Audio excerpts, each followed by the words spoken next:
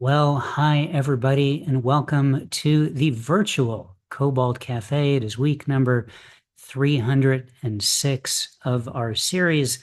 My name is Rick Lupert. I am your MC for this evening of poetry. In addition to our open reading, our featured reader is Jersey Girl, Terri Rose-Jertson. Terri, happy to have you here, back here with us, and first time as a featured reader in this place. It's going to be great. A lot of people here tonight for you, and we're looking forward to hearing your work. We're going to have a little bit of our open reading, 5 open readers first, and then we'll have Terri do her reading, and then the rest of the open reading. If you would like to participate in the open reading and you haven't already done so, please send me a message in the chat and I will add you to the list. Everyone who signed up before we went live, I randomized the order, and everyone who signs up subsequently. I add you to the list. So our first reader in a couple minutes will be Finn Bell. We do have a 1 drink minimum here at the Cobalt Cafe. Make sure that you honor that longstanding tradition by having a drink of any kind while you're here. It's important. It's tradition. Make sure you have the chat room open so you can interact with each other in any way that you would like throughout the festivities. It's a great place to react to the poems that you're hearing. It's a great place to post links of things. If you have links that need posting and clicking on, put them there. We'll happily click away. I believe that's everything I need to tell you. Before we get to our first reader, I would like to ask if there are any questions. Finn Bell, yes. Hello, Rick. So, would you rather have to eat cheese for the rest of your days or be able to drink wine but never taste it? I would rather eat cheese for the rest of my days. It was either I have to eat cheese for the rest of my days or Be able to drink wine but not be able to taste it. Okay, so if I choose cheese, wine is kind of out of the picture, is what you're saying. No, you could have wine. Well, yeah, wine is out of the picture. Yeah, I definitely, with those two choices, would pick cheese. Cheese is probably my second favorite food after watermelon. So it's really kind of a no-brainer. And as much as I enjoy wine, it doesn't sound like other fun beverages are out of the picture if I have to give up the taste of wine. So we're definitely going to go with cheese on that. That was an easy one. As I was gonna stump you, but darn it. Okay. Anyway, thank you. And I have to try harder. Finn Bell. All right. Good question. We have a question from Martin Parker. Hello, Martin. Hello, Rick. My question today is, what is the most recent earthquake you remember actually noticing? It was within the last year, and it wasn't that long or that close. I think I was sitting in this exact chair, as a matter of fact. It wasn't during a Cobalt. And it just, it's whenever an earthquake comes along, and I'm sure anyone who lives where there are earthquakes has the same experience. Like there's an immediate fear because you don't know how long it's going to be, how bad it's going to be, and so you kind of sit there like, okay, is this going to end really quickly? Should I get under, so it was a pretty short one, but again, your entire life panics through your eyes at that point. But it didn't have that much effect on me. I do remember the Northridge earthquake pretty well, though. I think I've asked you about your most memorable one before, and that was what you said. Yeah. We still only had the one here that I've ever noticed in DC area. All right. Well, thank you, Martin. Good question. Any other questions? Cathabella, yes. Rick, what is something that you are unprepared for? besides that question? Um, you know what? I was just thinking about this today, for reasons that I can't divulge at this point. But you know how I write about the Torah all the time? Yeah. I've never actually read from it, like in Hebrew. And so I'm not prepared to do that at this point, which is surprising because a lot of my work life revolves around talking or singing about it. Yeah. Very interesting. Thank you. Sure, no problem. Thank you, Cathabella. Looks like we have a question from Hermione. Hello, Hermione. Hello. Rick, there are 7 wonders of the world. If you had an opportunity to create the 8th one, what would it be?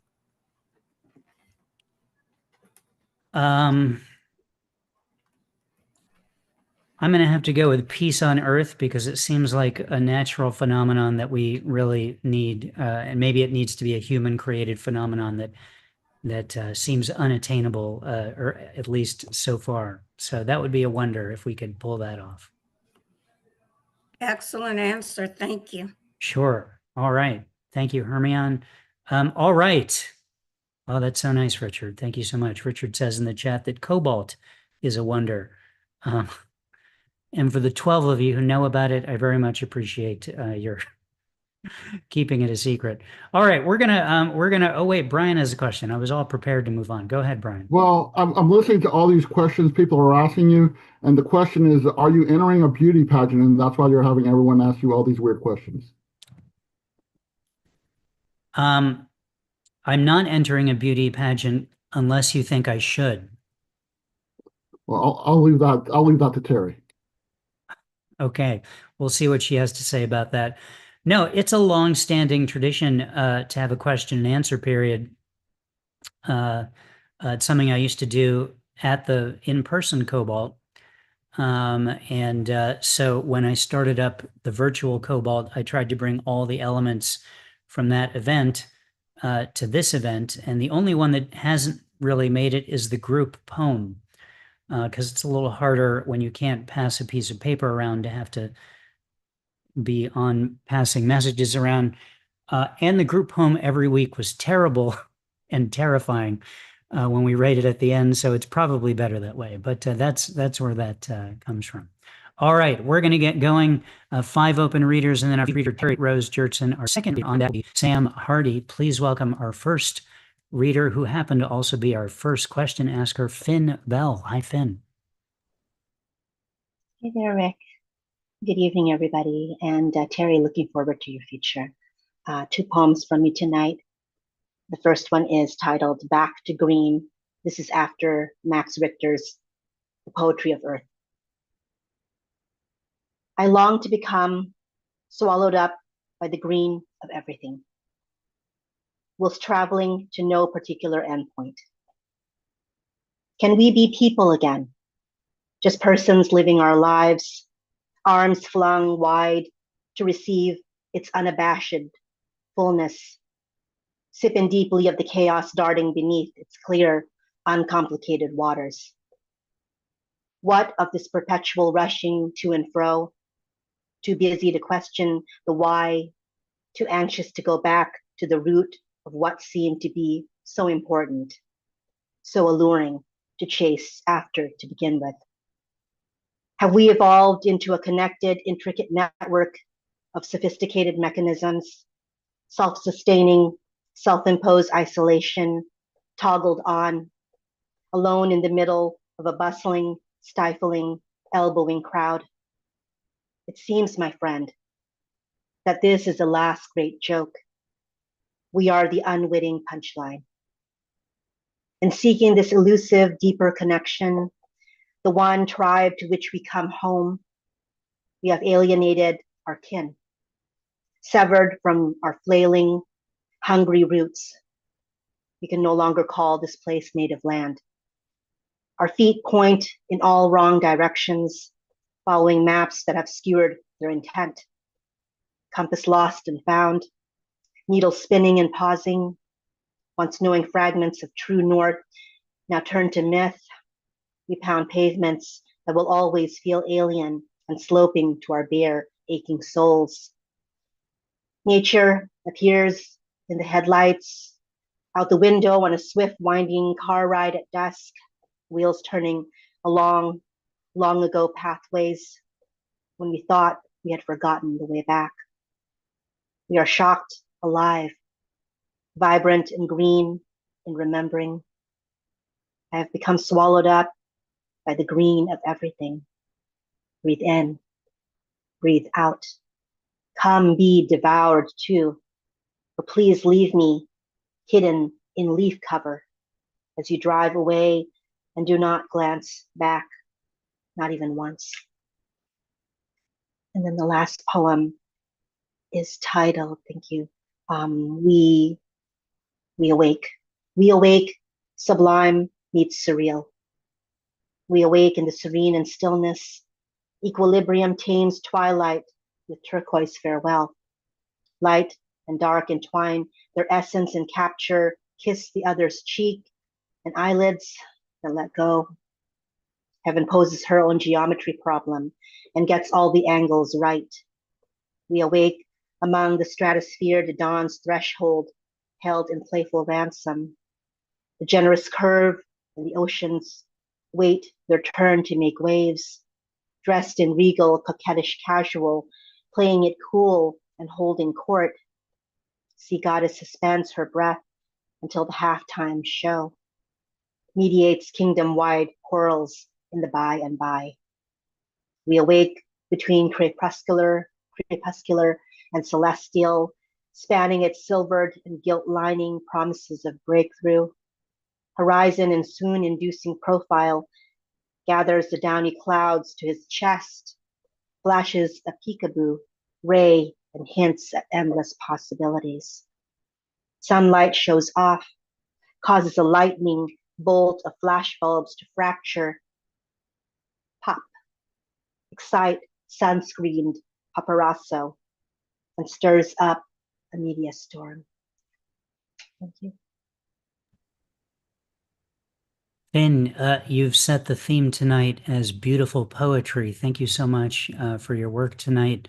I really dug the line, the oceans wait their turns to make waves, or was it take their turns? Either way, they're making waves in turn, one way or the other. I really dug that. Thank you so much for being here.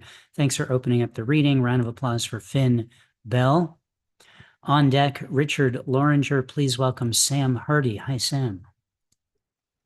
Hey everyone. Hope you're doing well. Can everybody hear me okay? Just a thumbs up would be good. Cool, okay. All right, so my first poem is called Relegated. I used to write love poems in the margin of books.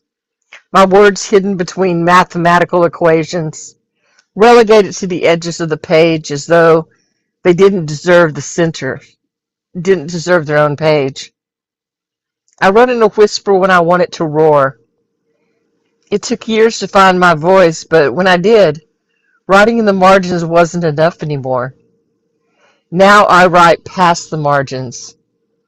I realized they were never meant to hold life. I am not the margin. I am the story. And just to give you a little bit of Louisiana flavor, this is called Bread on the Patio. Mamaw never wasted bread. The stale slices, leftover biscuits, dinner rolls, I'd watch her carry them into the yard, and the birds would arrive as if they'd been waiting, as if they were starving. I like watching them gather. Every scrap becomes a feast. Someday there will be bread on my patio, birds at my feet, cats at the window, and no one telling me not to put bread in the yard. The birds gather, flutter, peck, chirp, and suddenly the yard is alive. I want to live. Feeding the birds is in my blood. As God feeds and nourishes me, So do I for them. Thank you. Continuing the theme of beautiful poems. Thank you, Sam, so much for being here. And that really nice image up on your screen as well. I am not the margin, I am the story. Thank you for bringing your story to us tonight. Thank you for being here. A round of applause for Sam Hardy. On deck, Dre Reyes. Please welcome Richard Loringer. Hi, Richard. Hi, everybody. It's good to see you. And it's been really good for the last several weeks to be able to attend. I can attend one more week after tonight, and then I'm back to rehearsals every Tuesday until at least mid-December. I'm going to keep reading the thing I've been reading since in June. I accidentally wrote a crown of sonnets, which is 15, and I've been reading them totally out of order. As near as I can tell, I've read in this order each week: 5 and 6, 9 and 10, 3 and 4, and 1 and 2. So who knows what they're about, but it is sort of about how to approach or deal with our broken culture. And the good news is I'm going to read 11 and 12 tonight, but I have convinced a small press through blackmail to put this out as a chapbook in September. And here's the mock-up of the cover. Collapse Press will probably never recover from it, but I do have a release reading online on September 12th, and I'll know more about that next week. I'm kind of excited about that.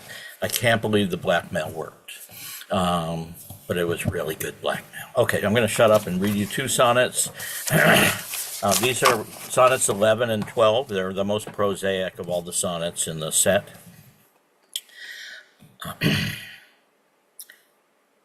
11. You breathe regardless of comfort or stress. So of course you'd prefer the sweetest of hay. But you're not just clay, blood and nerves on a rack. If you give it some notice, you're just as well we. Life unbound, surging a wave that you once felt as, yes, this is it. Painlessness is a lack of sensation. Tranquilization, its own form of chains. New entertainment, an electronic gulag. If you feel the tug of another's oppression, you're alive. If you feel the need to give respite to some, you're alive. And if you're alive, you'll never be painless, making less of a burden for all. 12. Make less of a burden for all, and remember, the crown is a burden for all. Imposed hierarchy suckles the veins of each living being except the vampiric insane. If we wish to live in a semblance of safety, a semblance of comfort, a semblance of peace, we must break the crown, the grip of the leeches, surgically if necessary. We are at a crossroads, a crucible, and if it takes breaking the form or the semblance of form to make a sturdier vessel, then it's of all our concern and commission to do so. To take down the structures that burden and shackle the originative force that we are. So that's 11 and 12 of Breaking Crown. I'll read one more pair next week, and then I'll be sorry to be gone. But very happy to see you guys, and thank you for your patience with this project. Have you thought of, Richard, like during rehearsals, just like having the Zoom open, and when it's your turn at the open mic, while dancing, you just, spit a poem out for us? Maybe I'll do something like that at some point. It hadn't occurred to me. Yeah, But then you'd have to watch me dance, and that's really, really scary. I think we're up to Halloween is coming. It's quite I know possible it's the we're right actually time for that. doing a haunted house on campus. That sounds like a lot of fun. Enjoying these. Congrats on finding a place to get them published. I dug the poems, but probably my favorite thing that you said was, I can't believe the blackmail worked, but it was really good blackmail. Those are lines you should use elsewhere. In something, it's good. Okay. Thanks for being Thank you. here. Yeah, thanks, Ben. All right, round of applause for Richard Loringer. On deck is Ken Scott. Please welcome now Dre Reyes. Hello, Dre. Hello, Rick. Hello, everyone here at Cobalt Poets. This is my first time here in this spot, and this was brought to my attention because Terri Rose-Jertson is in the house and is being featured, and I wanted to definitely show up for Terri. I've had the privilege of hearing and seeing her work for the past, I want to say 3 years now, on virtual spaces, and it's just cool to see her getting a spotlight. And yeah, so congratulations, Terri. You deserve this. I've seen a couple of familiar faces. My God, I never thought I'd see Perkilian again. It's been like almost 2 years. Holy shit. Sorry, I'm like a bit rambling, but with that said, before I start, I just got a couple things I want to promote because I believe in cross promotion and being able to provide spaces for all y'all to participate in this Friday. And bi weekly, there's Trauma Dump Open Mic, 8 p.m., starting with a free write, then going to an open mic starting around 8:45, 9 o'clock ish. But every Saturday at 5 p.m., I host a thing called the Slam Jam, Slam Workshop, and open mic. In fact, Terri can speak highly of it potentially. I mean, she's been a regular for the past I think almost like 2 years, give or take. Yeah, it's been crazy. Anyway, there's that information. And now here's the poetry. And this is where things get a little bit weird for a hot moment because I don't think y'all are used to hearing voice impersonations. So, that said, let's drink some water.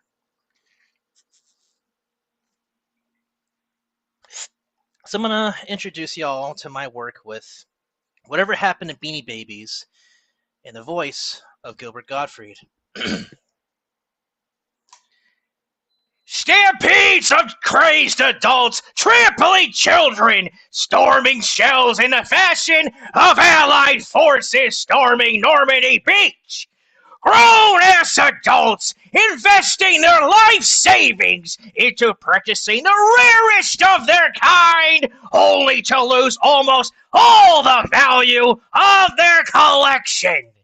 A New Hampshire couple thought they hatched a pretty dope idea by forging checks to purchase and sell them for a profit, to only use their profits to purchase heroin. Now flooding hospital donation bins, Goodwill and Savers locations nationwide, in the closets of unfortunate heirs of a lost fortune, Beanie Babies were the Bitcoin of the 1990s. I mean, these little limp sacks of understuffed animals now face a more grim future, being the feeling of beanbag chairs, as their owners have developed a fetish of sitting on the carcasses of their friends, mainly as a way to achieve a cheap dopamine rush by exacting revenge on their failed investments of hopes and dreams through imprisonment, utter dominance, and occasional gas torture by way of flatulence. In a movement as bizarre as the movement that birthed it, this kink is known by many different names, depending on region. Beanie Baby chambering has taken the North American furry communities by storm in a similar fashion that Queenie Babying was popularized by the royal family. Beanie Baby Kinkaroo has shook Japan's kink world to its core, to the point that cyberpunk cinema is experiencing a renaissance. The ripples of influence even stretch out throughout India as new positions were included in the revised edition of the Kama Sutra, named after some of the most popular Beanie Babies, with Squealer the Pig voted #1 in Cosmopolitan India's list of hardest positions to do with your partner this summer. It doesn't matter what you call it. At the end of the day, it is a yum that will be yucked a lot more than toes getting sucked in an ever so evolving case study that is worth exploring, preferably from a distance. Poem. So there's that piece. And now to something a bit softer. Here's a poem I like to call Thinking of You.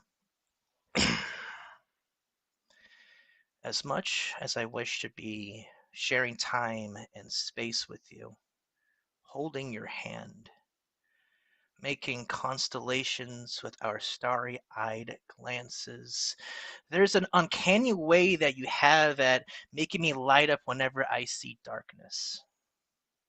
Whenever the moon illuminates the midnight horizon, caressing the shadows with gentle glistening brushstrokes of gray, silver, and blue, my mind goes back to you. I love how the moon has a way of linking us together if we happen to be looking up at the same time, connecting cosmic dots to each other, whispering unspoken vows with our eyes.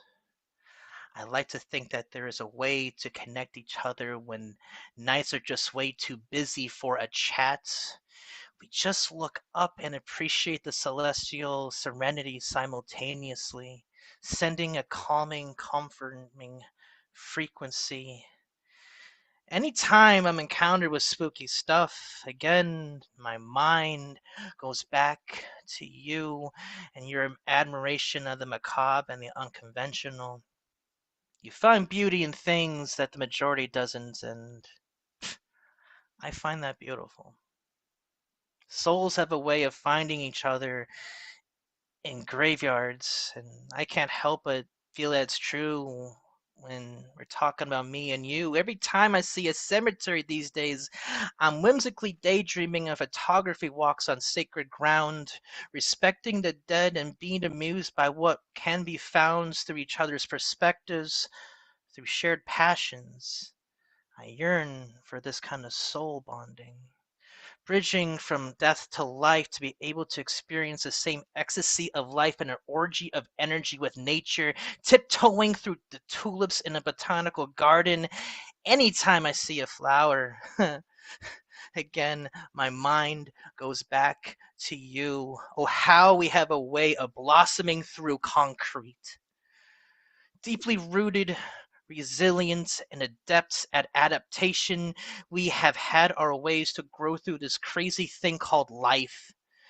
You've helped bring the colors in me after I once deemed my palette void.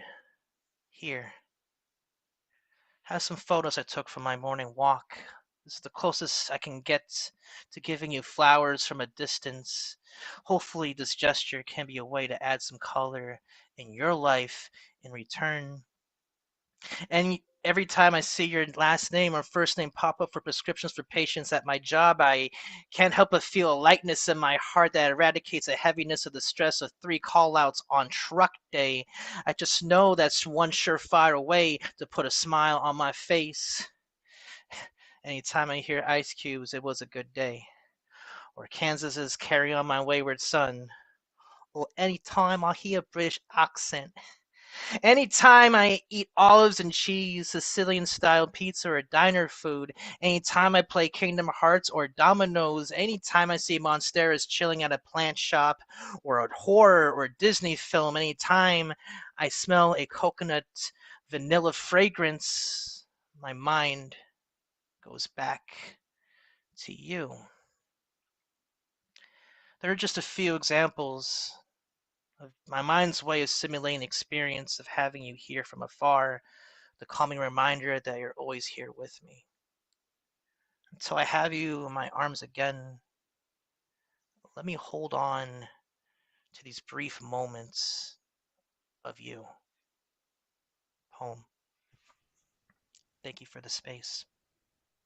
Dre, thank you for filling the space with two very different and very cool poems.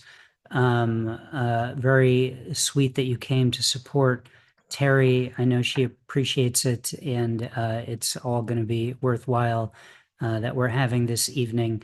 I really love the name of the open mic, Trauma Dump. I think there's such a recognition there for many people, and that is awesome. You're right. We don't have impressions here that much, or ever, for that matter. So way to bring a new experience for all of us. And probably the main thing I just want to think about is, so we have some insights on where Beanie Babies may have gone. Perhaps Pogs are next. That's just a suggestion. Thank you so much for being here, and please come again and do more for us. Round of applause for Dre Reyes. Thank you, Dre. On deck is our featured reader, Terri Rose-Jertson. Please welcome Ken Scott. Hi, Ken. Good evening, everyone. Good evening. Dude, that Beanie Babies poem, that's going to give me nightmares for the next month or two, man. I'm telling you. Either way, I've got two pieces. Might have done them before. And the first one I'm going to do is an esoteric piece. Oh, can I share screen?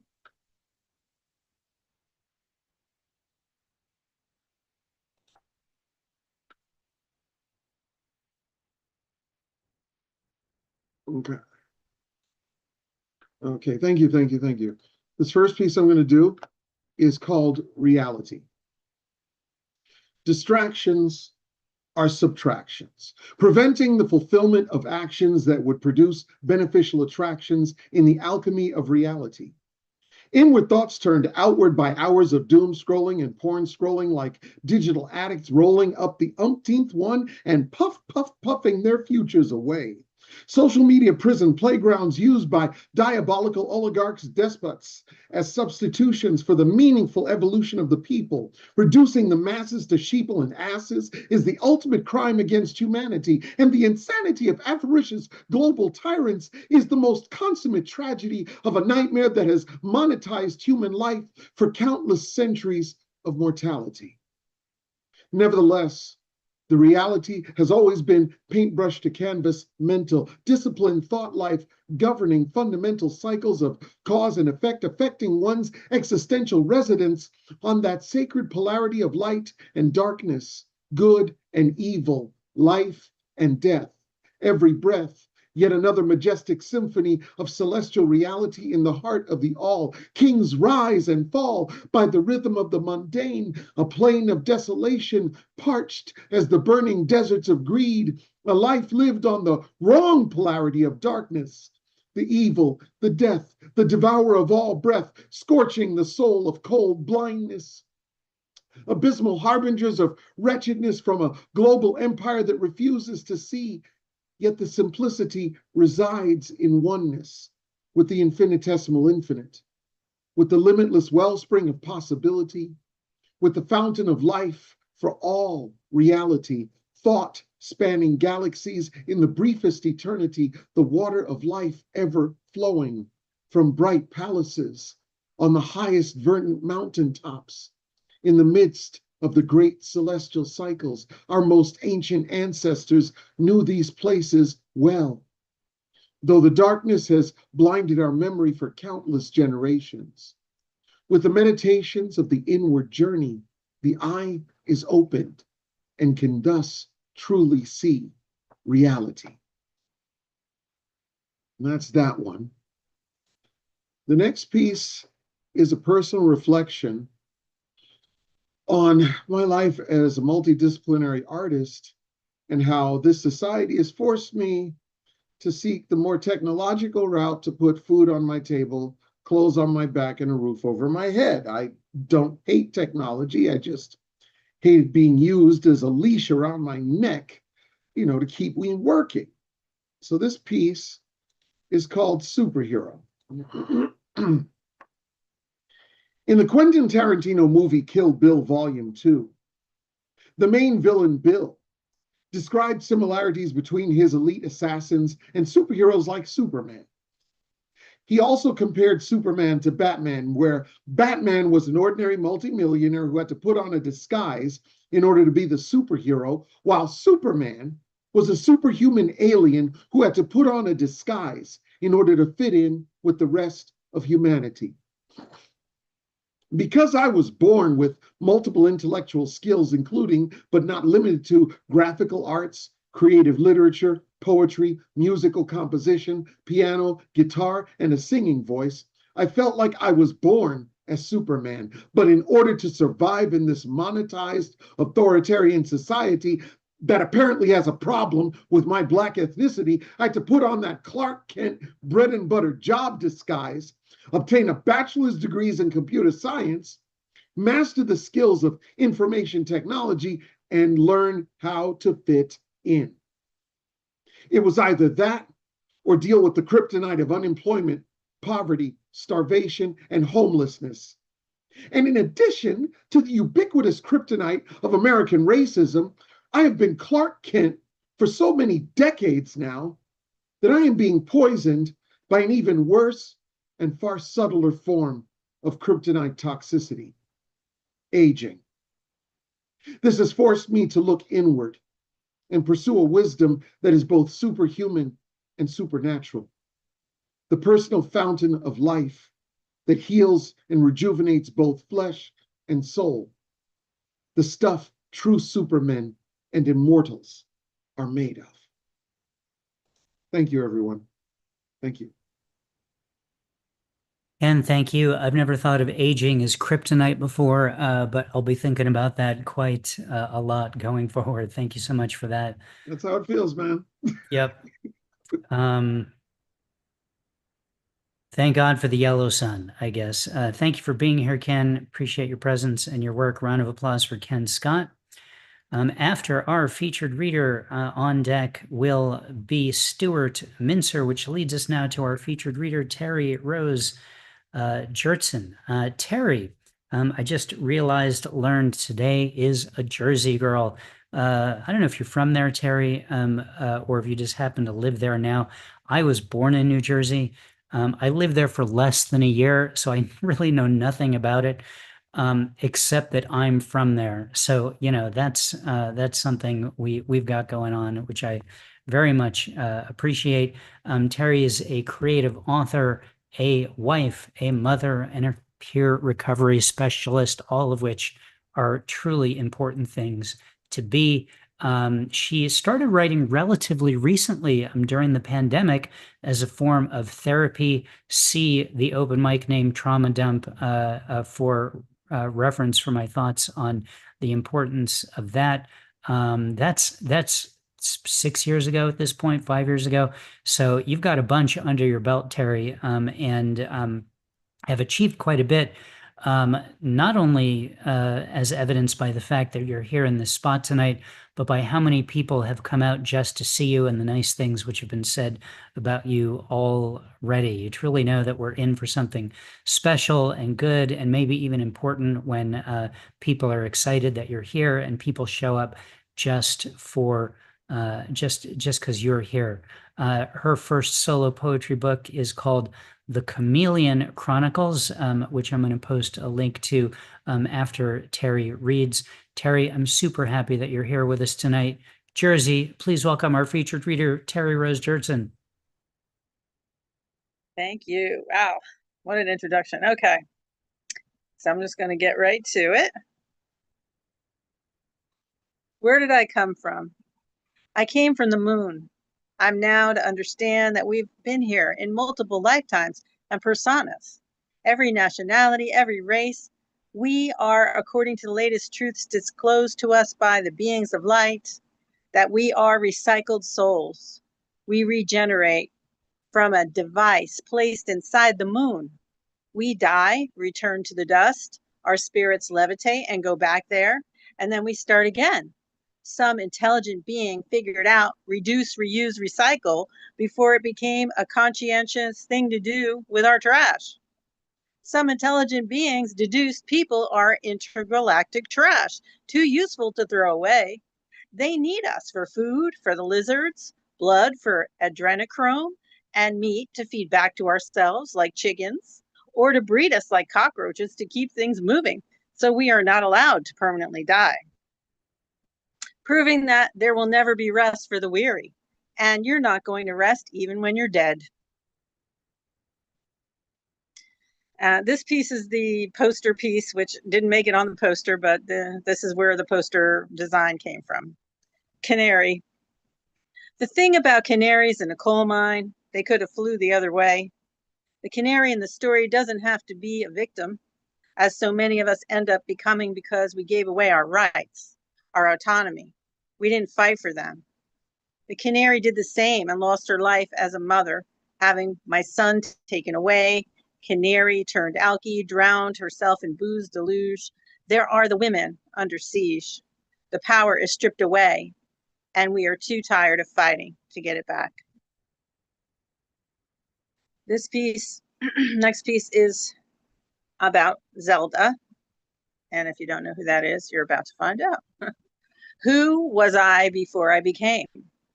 I was Zelda, a writer, a force to be reckoned with, a 1920s flapper-style dresser, wise-cracking, sophisticated, feral female, and unapologetic focus of every conversation. The most interesting person in the room, Muse, wife of F. Scott, the author of The Great Gatsby. I helped him write it, you know. Back in the day, gals never got the credit, much like today. I was a beauty, but I had a little breakdown, which was remedied by locking me away. They lacked appreciation of independent women, burned them alive in Salem, said we were witches for having knowledge to cure disease when they could no longer control us, disappeared us. They said I was schizophrenic or borderline, who's really to say? Murderous tendencies, I outlived my usefulness. When I was led astray, the sanitarium became my final resting place. Trapped in the room I was committed to, burned alive, pyroed like my predeceased compatriots, threats to the patriarchy, challenged matrimony. My gruesome death was a testimony to the mistreatment of the mentally ill and women everywhere. My misunderstood imprisoned life was poetically played, a true tragedy, making Shakespeare proud. The next one is a little experiment I did with a poem called Dreams by Ramsin Loma Tewama, if I said that right. In planting corn moon, we hide in the maze not yet created. I heard rising waves of scarecrows watching for the dreaded devouring birds. The waves of ears listened as they were rippling outward. Above tangled grass, we saw reflections of ourselves. Our naked bodies intertwined in corn silk. You and I gathered my seeds. Future descendants gathered them tenderly in your lovely woven basket.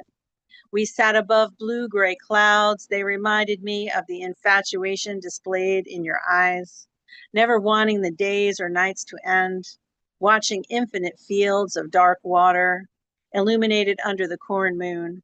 You cupped your cool hands under my chin. There has never been a more intimate gesture, and knowing that made me smile. The breeze waved my long black hair, pointing us in the direction we should go, towards the red flowering hills. I asked you to be mine forever, in whispers that came from afar. You answered me with another question. Can you feel pulsing stars in my eyes? I answer yes. When I gaze into midnight, you ask, do you feel as I feel now, being everything and nothing? I feel the world encompassing us, meaningless creatures. Only we mean everything to each other. The cicadas chirping was our love song. I listened, but did not hear your voice. I longed to hear your voice, but I am at home in your embrace, feeling only your soft breath against my cheek and our shared warmth. Was it then that the weather shifted? Did your feelings change in that instant when we saw shadows of blue lightning? We danced above thunderbolts as they hit targets below us. And we finally knew that we were destined to follow each other through multiple timelines? Or was it when we drifted along in the storm clouds, transporting us far over red horizons to that beginning, the creation of the first man and woman, where we were vanquished from the garden, escaping deadly retribution? We could have become ashes of betrayal and no more. So that was probably 5 minutes. I'm just going to keep going. I got my hour of sun in with my pet Violet trailing behind me. Violet, a pit bull only scary to meter readers, vets, and the dogs next door. She is 10 now. That's 70 in dog years. She recently had a surgery they deemed necessary, removing a cancer mast cell, which they sent to be biopsied. The results came back a level 2, and the phone call was silent on my end. Like, okay, what do you want me to do with that? So am I supposed to watch in case anything else appears? Either way, I'm not looking forward to saying a permanent goodbye, but I am preparing my mental state for that eventuality. It is unavoidable, as my own limited time here, and at least I'm counting on being there for her to the bitter end. Meanwhile, she seems to be content to sit on her chair, watching me pull weeds from around my 6th attempt at growing hydrangeas and dried out leaves from peonies that have long since dropped their blossoms, and me, failed gardener, bringing up the unwanted dead roots with cold soil gathering in my hands and stuck under my fingernails. I can't help to notice how comforting it feels and how much we all have in common. Next piece. I'm gonna be out of breath by the time I'm done here. Aliens are real. Just look over here. We resemble the gray more than the green. We are a science experiment, but we are failing. They came here again to warn us. I'm afraid it will all be over soon. We are doomed. We have a defecating loon in the White House. Diaper Man is obviously his hero. The time is ripe for a hero. Where is Batman when you need him? Should we throw up the sign? This seems like a good time to mention back in '67, my mother sewed me a purple and yellow caped crusader costume. Bat insignia sewn on my flat chest became a permanent fixture of my personality. Did she know that set the stage for my lifelong hero complex? I was an avid admirer of Adam West. Never failed to see the TV show. My sister was my sidekick Robin, dressed in yellow and red and trusty cape. The letter R proudly emblazoned on her even smaller chest. Initially, we squabbled over who was to be Batman. At the time, she was a good 10 inches shorter than me and did not have the leadership skills required to win the argument. It was obvious who was the brains of this operation. After all, this was before Pinky and the Brain were ever invented. She reluctantly accepted her fate, and in the end, I think we would have made the dynamic duo proud. Bang, pow, theme song fading out in the background. Na na na na na na na na na na na na na na na na. Batman. And that's that one. I'm just going to keep going until you cut me off. If I could write a letter to the angel in the house, it would most certainly not be me. If I had to measure angelic behavior, I feel like it would be my grandmother, who I was told by a few psychics was watching over me. I would say, Dear Nana, I appreciate your years of service on this earth. That was never very kind to you. A widow having raised 3 children on her own during the Great Depression, I would say, congratulations on being able to do it and never giving up. I would express undying gratitude for all the Sunday family dinners and learning what a sense of family means. I would say, I'm sorry you were gone too soon and missed the birth of your first great-grandson. I hope you can forgive me for my raucous display at your funeral. The fact that I was overcome with grief came as much of a surprise to me as it would have been to you if you were here in the body. I am glad you did not suffer long for what finally took you home to be with your Lord, whom you were devoted to completely in the spirit. Perhaps that's where I got the idea of becoming a nun in the Franciscan order. They wore the brown habits with the white bands around their heads. The material looked scratchy, and the food at the convent looked sparse. There was extended quiet times where no one was permitted to speak. I learned how to keep my big mouth shut in Catholic school, and from you, Nana. Perhaps it was a lesson worth learning. And then I wrote this one about my son, which is kind of cute. And it's called Nose. My youngest son used to be obsessed with everybody's nose. He would put his little finger on it and say, nose, and laugh. It's a very unique feature that humans all share, a necessity to filter the air, but perhaps why it was humorous to him was because of the size differences. Of course, his was perfect. When he would get to be a little too braggy, I would remind him of the male adult noses in our genetic pool. As it gets much larger as grown-ups, don't we all start with our adorable baby-sized noses? I did too, but now I sport a very too large for my liking, but not enough for me to consider going under the knife. Either way, the thought of losing that perfect shape was enough to quiet his ever vocal stylings, pointing and laughing, and 20 years later, the universe has done its job of reckoning. Suffice to say, not pointing any fingers, but if you're wondering, he is still adorable with his naturally GMO nose. And then I have this one about snow and playing outside. When we were young, when the world was our playground, outside in winter snowdrifts, we built snow forts, snowmen, snow angels. We would eat the snow, freezing our tongues, our roly-poly bodies padded with layers of sweaters, scarves wrapped around tiny necks, leaving us looking like stiffened coats. Leaving us looking like E.T. and stiffened coats from frigid temperatures. Wet mittens would get caked with ice from ongoing snowball fights. Hats offered some protection, but not against a direct hit to the face, which would send us crying into the house, inspected for damage and then briefly thawed, only to be returned again to the fray. Darkness always came too early in those days. When the streetlights came on, signaled the end of our play. Coaxed inside, frozen fingers stinging, cheeks burning, cold noses drip, and purple lips all return to their former shade of rosy. I'm going to just keep going unless I'm going to get a warning. So I don't know. How am I doing for time, Rick? You got a couple more minutes left, I'd say, based on when you started. Okay. Trying to see what would be a good one to end with, because I had like a few more. The prayer my mom would tell me to repeat nightly that would save my mortal sinful soul. Why was it this one? Now I lay me down to sleep. I pray the Lord my soul to keep. If I should die before I wake, I pray the Lord my soul to take. God bless mommy and daddy and all the people I know and love. Amen. So the prayer sounds a bit scary as a grown-up, like Grimm's fairy tales.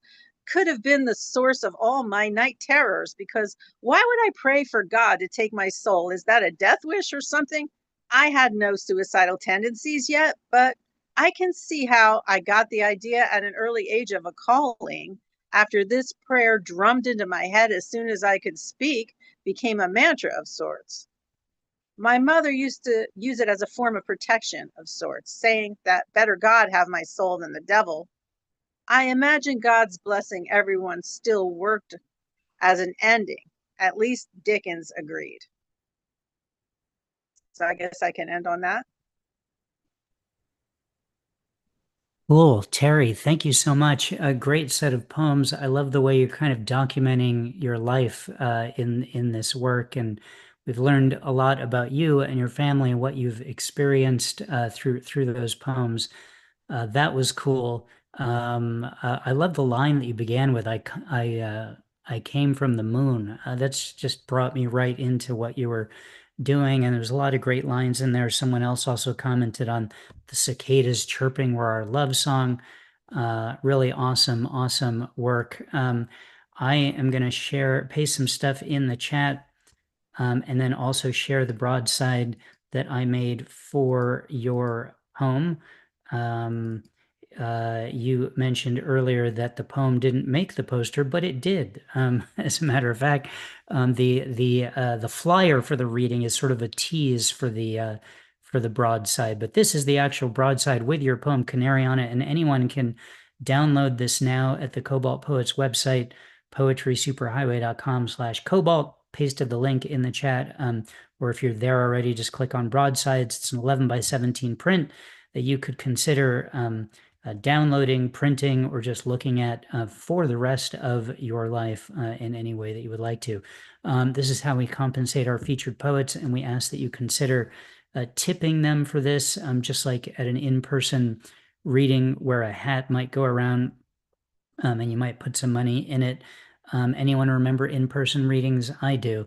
In this case, we have 2 electronic methods for the virtual hat. Terri has provided PayPal and Cash App IDs. So if you're of the tipping sort, please do so through one of those methods to support our featured reader and thank her for her reading tonight, which was great.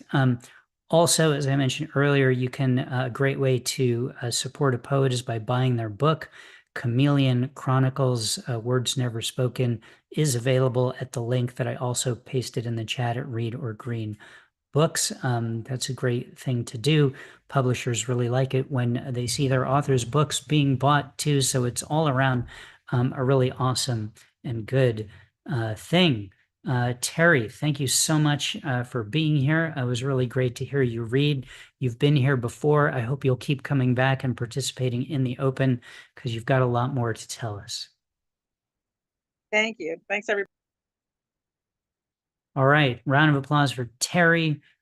Before we get to the rest of tonight's open reading, I'll mention that next week our featured reader is Ying Wu. Ying Wu is a poet who came to my attention through Rattle magazine, through their daily emails. So looking forward to Ying's presence and work next week.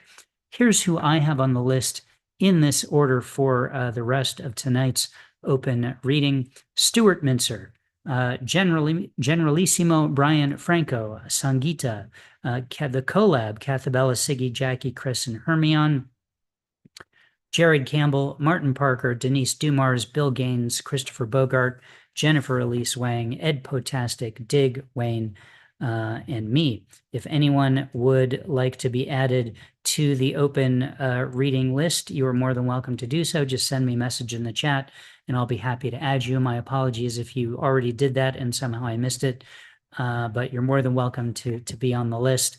As a reminder, it is 2 poems maximum and the suggested time limit is less is more. So keep that in mind as you're choosing how much to read. Generalissimo Brian Franco, you are on deck. Please welcome our next reader, Stuart Mincer. Hello, Stuart. Hello. Here's a moon poem. It's called Moonwalk. So much out of our control. The moon is moving away from the earth 1.5 inches a year. You might say, that's nothing, a drop in the bucket, so what? But that means 66 million years ago, she was 2,000 miles closer. And they say back at the very beginning, she may have been 17 times closer than she is today. Imagine full moons like that singing to the oceans and to the tides of your blood, how the sky felt occupied in a different way, how shadows fell, how the hairs on the neck rose and spread. On the morning walk with my brother, he grieves everything that is going fast. His breathing is off, his legs are shaky, his grandson never calls, he's in a freeze-out with his wife. Then after we round a curve, he sees Dan and his dog Arvo and feeds Arvo a piece of cheese, and my brother is happy for a while. He's grateful for his home, that he has cheese to give, shoes on his feet, fingers that can reach, touch, twirl just like they do. He can stretch his body a little, and sure, it ain't what it used to be, but when he meets it, welcomes it like it is, it's enough for a while, until it isn't, until the moody, jabbery, moony mind reminds him of what was, what used to shine larger and fuller, used to make him feel like a smooth, kick-ass, cool-hand daddy driving his red 62 Impala, grooving around the corner of Valley Heart Drive, not wanting to disappear that night 'cause someone's gotta notice how big and beautiful he is. That's it. No other poems. Man, that was plenty, Stuart. What a great piece. I love the whole idea of the moon being closer, the sky feeling occupied.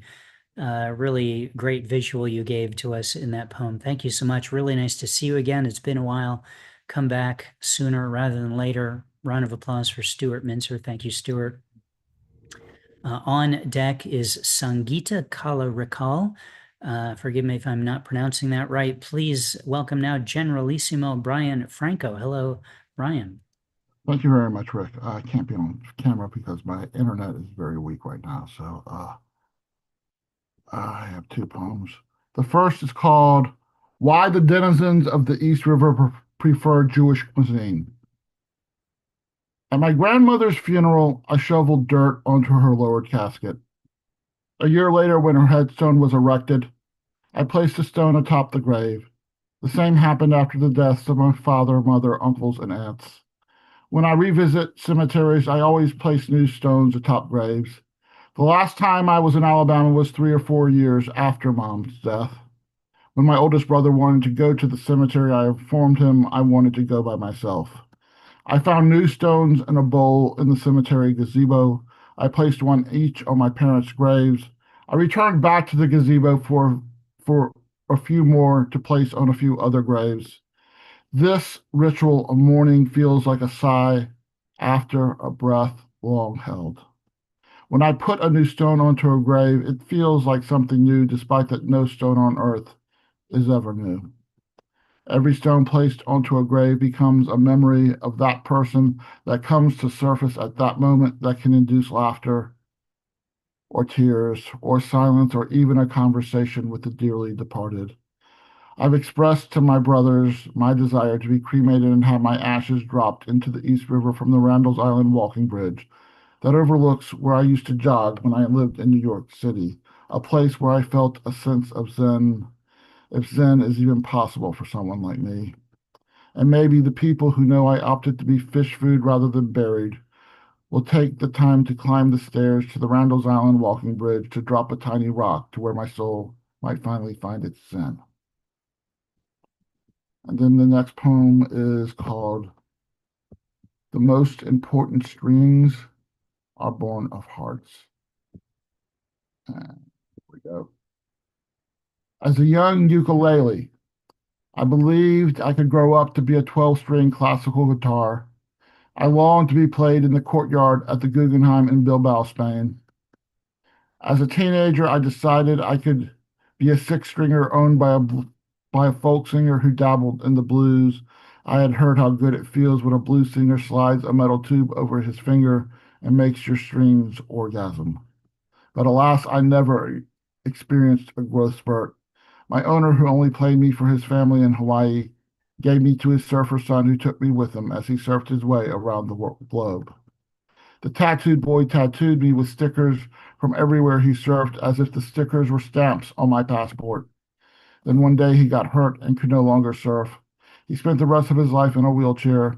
He traveled the world with me in his hands as he sang songs that were born of the waves he had written. He never bought another uke, or so would be to abandon his father's soul that existed in my frets.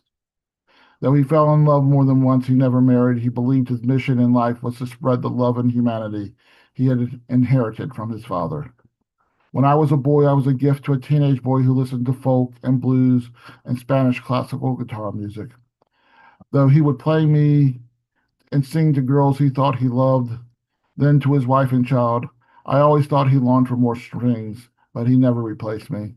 And when he taught his boy how to play me, he said I was his prized possession and told his boy to never take me for granted. While I traveled the world with him, he often talked to me as if I were his father. He cried over many broken hearts while strumming me. He never took me for granted, just like his dad never did. And now I live in a glass case in the Smithsonian, having lived a truly wonderful life and happy to have known I never needed more strings to make beautiful music. Thank you. Really sweet piece there, Brian. Yes, 6 strings can be enough. I play a 12 string myself. It's too much, but I've been doing it for a long time, so it's ain't changing. Nice to see you again. I hope you can breathe inside that glass case. And please come back and read for us more. Good to have you back in this space. Round of applause for Generalissimo Brian Franco. On deck is the collab, Cathabella, Siggy, Jackie, Chris, and Hermione. Please welcome Sangeeta, Kala, Rick. Oh.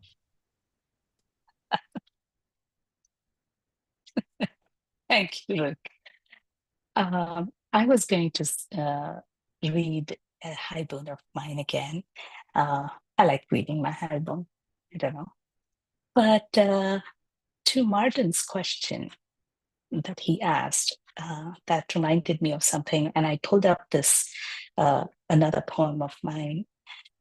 This is free verse, magnitude 7.8, if you don't mind. Magnitude 7.8, and this was written in response to the earthquake in Philippines sometime back. There is a narrow bridge across worlds which you cross, crawling on your knees, eyes almost closed, for what you cross towards is so distant, and the drop is far below. All that just to know, to feel. For you have no idea what to do when you can no longer trust the ground you walk on. When what you exist on spills over and folds in on itself, and the air is no longer air, but land and water that spews from burst pipes and sewers, and there is no sky, and your lungs fill with the concrete that is meant to be your home or your neighbor's home. Your bridge quivers as you try to fathom the world you're moving towards. You've left safety behind and seek the shoes to walk in. You wonder what it feels like when your kids can't walk back home from their school because there is no home, and there is no street, and there is no school standing, and you don't know where the children are.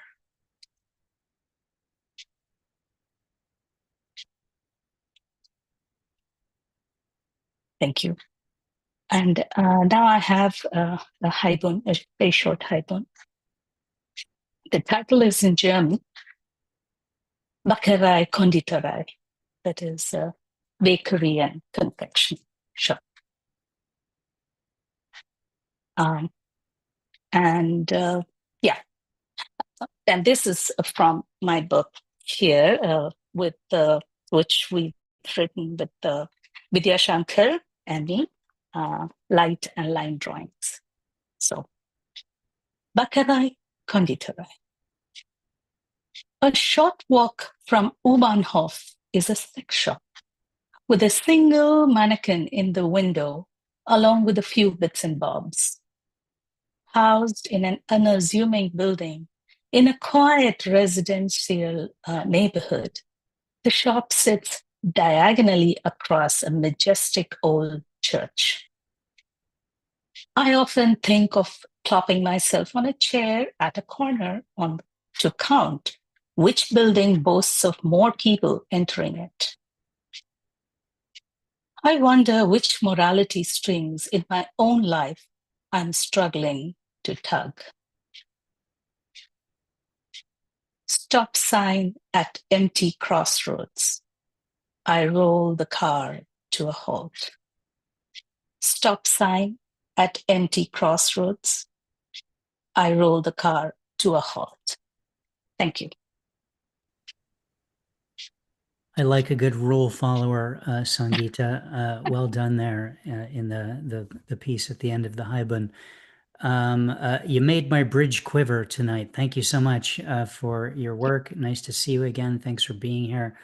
A round of applause for Sangeeta. How do you pronounce your last name? Kalarickle. Kalarickle. Yeah, there is a Rick in there. We're everywhere. Yeah, looks like. Round of applause Thank for you. Sangeeta Kalarikal. Again, thank you so much for being here, Sangeeta. Sangeeta. On deck, Jared Campbell. Please welcome now the collab Cathabella, Siggy, Jackie. A lot of people to unmute today. Yeah, sorry. Chris Oh, and where is it? How did Hermione. you get there? Where are you? Oh no, wait a minute. Okay. Let's see. This is a Okay, I'm lovely gonna thing, but this is turn off not. the TV. I accidentally turned it on. Sorry. Look at that beautiful thing. That's by our inspiring artist. Sometime we'll read what we wrote on that amazing picture. That's a painting by our dear friend. Let's see if we can find for Cobalt. Oh dear. Cobalt. Yeah, it's always hard when it gets late. I don't know why it happens. It's like things get old in the in the in the email. It gets old. In your lineup. Yeah, it gets old. Let's see. Here we are for Cobalt.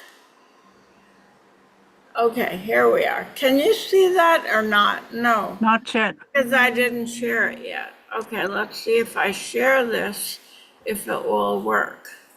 Or he might have to. See, I'm having to stop share.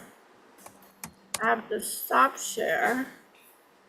Now, okay, why is it saying it's being live streamed? That's okay, I already said that. Cobalt. And it's still sharing garbage, right? No, not garbage, but Okay, let's see, share. Maybe this should be it, unprepared. Here we are. It's because we're so unprepared, actually, Rick. here we go.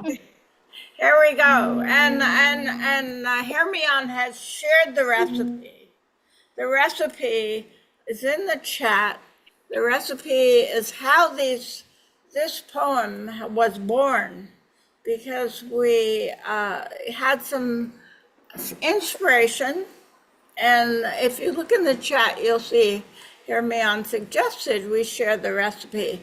We don't charge anything for the recipe. The recipe is free. And Hermione is like the goddess of the recipe. Okay, Jackie. And the title is Unprepared. Here we go. Jackie. Jackie. I don't see anything, Kathbella. You can't see anything? Can anybody see anything? We can I see can it. see it. You can see it? Okay. Okay, here we go. Jackie. The soft thud of blossoms falling on the concrete. My heart disappointed in something intangible. That feels like a universal poem, Jackie. Thank you. Cathabella, he draws the body of a pear in thin air. It's you, he says, as he nibbles on my shoulder. There he is, it's all his fault. Okay, Siggy. Can you see it, Siggy? No, I can't. Somebody else will have to read. Okay, I'll read it, Read for me. Cathabella. I'll Chris do will it. read it. For Siggy. Annual event.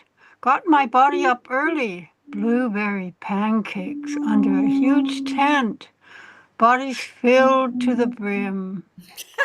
I don't think anybody has ever said that, Hermia. Siggy. That sounds like a real Siggy. Bodies filled to the brim. To the brim. Hermione. Warm bread and steaming soup pair well with spiced pears and hot cider. That sounds so delicious.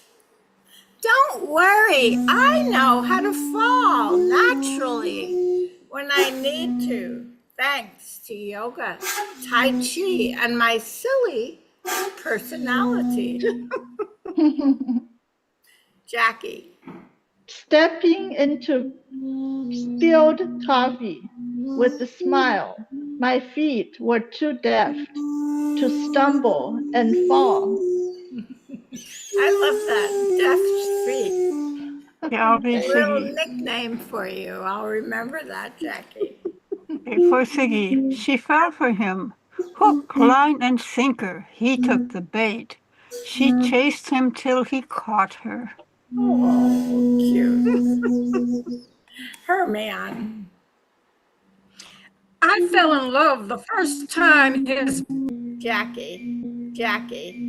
At 51, I look 30, but feel 80. My body not what it used to be. Oh. Body of the cat. Immovable on the keyboard. While I search for the apostrophe. Her man. Some of my body parts are falling faster than summer turns to fall. Cute. Chris. Newly diagnosed with Parkinson's, relearning how my body works and about Lewy bodies. Ooh. Jackie. Waiting for the leaves to turn red, and yet I am unprepared for the autumn of life. Beautiful. So according to Hermion's recipe, which she noted, you can see that one of the essence items that were included in this recipe was pear, P-A-R-E. So Jackie is really subtle in her unprepared. I love that one, Jackie. That's really wonderful. Thank you. I'm just adding this for the pairs. Oh, are you adding a pair? I'm adding 2 pairs, a pair of pairs. I listened in on a conversation Do you want between to put pairs. it in the chat or should I'll put it in the chat later, yeah. Okay. Okay, that's just to end up with the pairs. Okay. Thank you. And we have Rick here, Rick is singular over here. He's a singular item and a wonderful ingredient in our recipe. How do you want to add that pair? Do we have that's okay. to add the pair? All right, guys. Go ahead. We're going to have to interrupt the meeting You have to keep going. to let Rick talk about his flute, and then we can move on with the reading. Rick, what do you got for us? Oh, it's the pollen dog. I've played it before, I think, for you. It's a bamboo flute only found in the Philippines, and it's kind of weird. Decorative, that part. Every end of it. Pollen dog, P-A-L. Unique ending to that flute. Great collab tonight, guys. I think my favorite was probably Chris reading Siggy's line about the blueberry pancakes, which came off very sensually, and I won't soon forget that. Thank you all. Thank you, Hermione, Chris, Cathabella, Jackie, Siggy, and Rick. Great to have you all here. Round of applause for the collab. On deck is Martin Parker. Please welcome now Jared Campbell. Hello, Jared.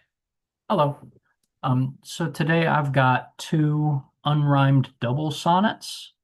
The first is about Cahokia, which is a place in Illinois just across the Mississippi River from St. Louis, which from 1150 to 1350 AD was the site of the first great city in the Americas north of Mexico.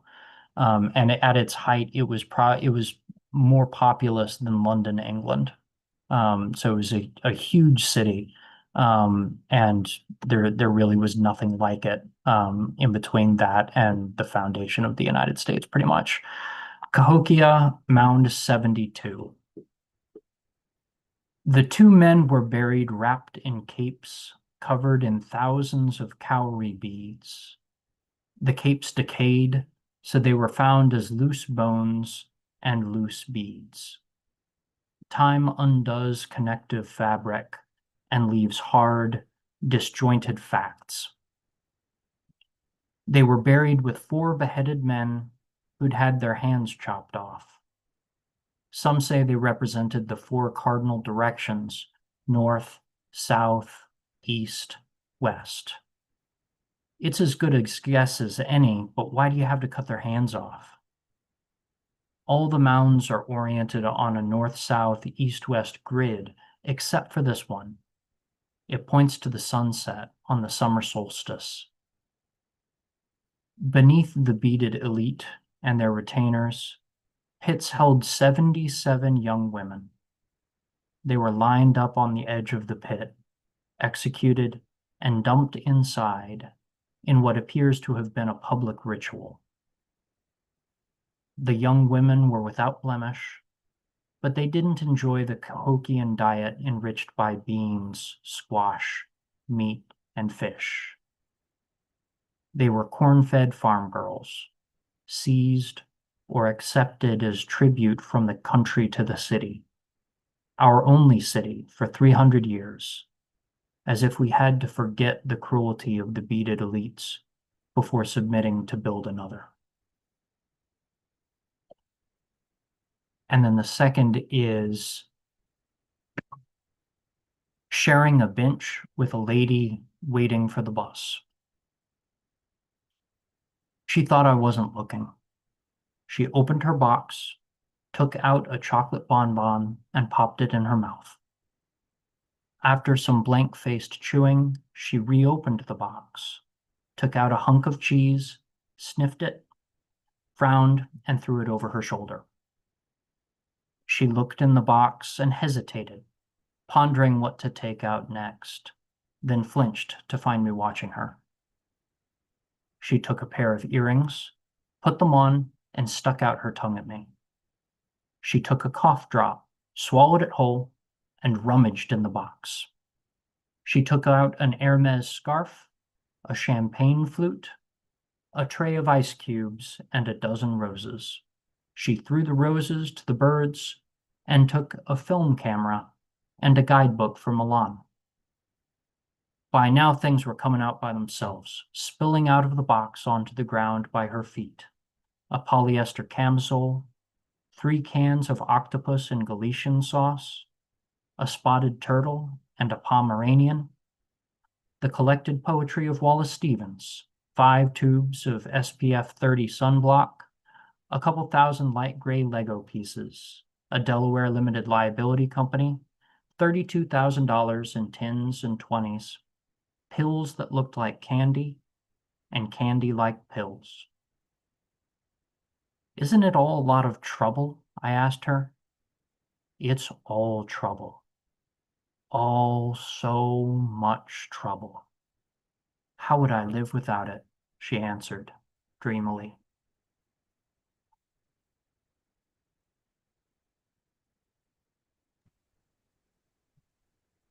Jared, that was really cool work that you shared with us tonight. Nice imagery in there. You took us to a whole other interesting world. And honestly, I don't want to come home after hearing it. Thank you for being here. Again, looking forward to your reading in September, as well as your ongoing presence here, which I just say, hopefully. A round of applause for Jared Campbell. Thank you, Jared. Thank you. On deck is Denise Dumars. Please welcome Martin Parker. Hello, Martin. Hello again, Rick. Great to hear such powerful poetry here tonight from so many quarters, including Terry's feature. And shout out to Dre Reyes. It's been too long, man. Haven't heard your voice in a while. I got a couple poems tonight. This first one here is one of mine called Tremors. The earth is trembling beyond these walls, which only shook but once before.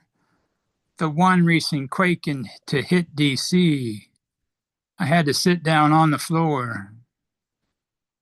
But as the mountains, figurative and real, shift and seem to disappear, I lay within these walls I've built and do my best to shake the fear. And then, as I've been doing, I went and looked for another poem with that title, and I came up with one by M.L. Smoker, a former poet laureate of Montana, who's of Dakota, and Lakota heritage. Not sure how many people realize that those are actually separate groups with their own separate languages, which are still spoken, although Lakota is considered severely endangered, with only a few people of advanced age speaking it anymore. So this is called Tremors. I noticed the slight movement just there at the edge of my peripheral vision. We sit in metal folding chairs in an auditorium next to the ocean. I turn my head away to the darkness beyond the tall windows. I imagine the symphonic melody of our central nervous system.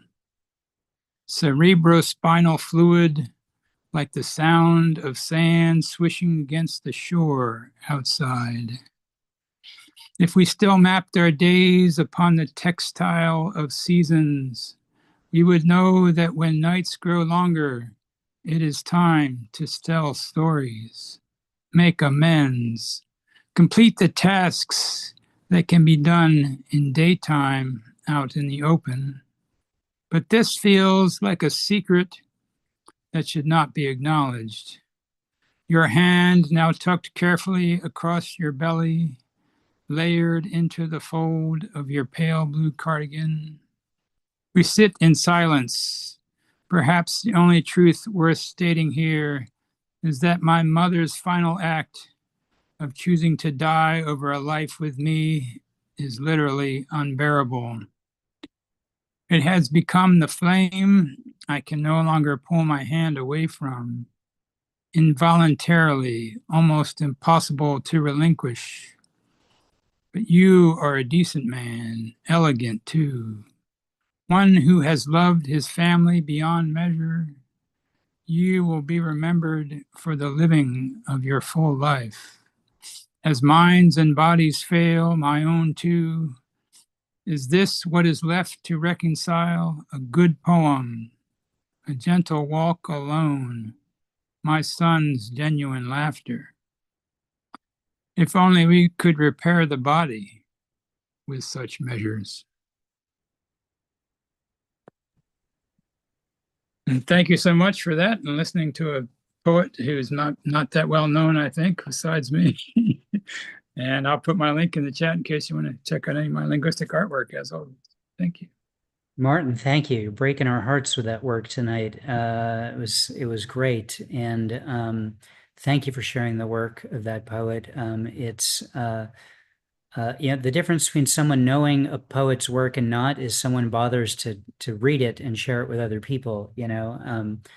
I think you've made, because of reading that work tonight, you've made that poet a successful poet, just by your own efforts. So well done. And thank you. Round of applause for Martin Parker. Thank you, Martin. On deck is Bill Gaines. Please welcome Denise Dumars. Hi, Denise. Hi, everybody. I think I'm just going to read one tonight. And this is called Astral Heart. The stars crash in their orbits, streaks of the Milky Way. Is the universe expanding merely a metaphor for the cancer cell? We sat down on red Mars together, our peridot eyes like the little green men of old. Will the beating hearts of your children carry your words and thoughts into the cosmos with the future like a weight upon us? The Perseids falling out of habit, mirrored in the tide pools, as below, so above. I've learned through magic, but it wasn't enough, I'm afraid.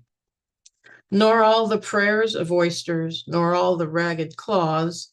When I see your words, I think of times when nature was our church, our bodies, our deceivers. But I still look at the heavens and think of you. Impossible, though, it must be for you to hear me. Is that why I'm going deaf?